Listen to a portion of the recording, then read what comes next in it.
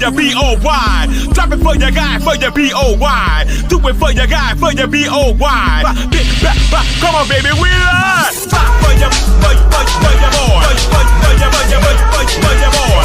For your boy. Hustle for your boy. Fix it for your boy. Drop it for your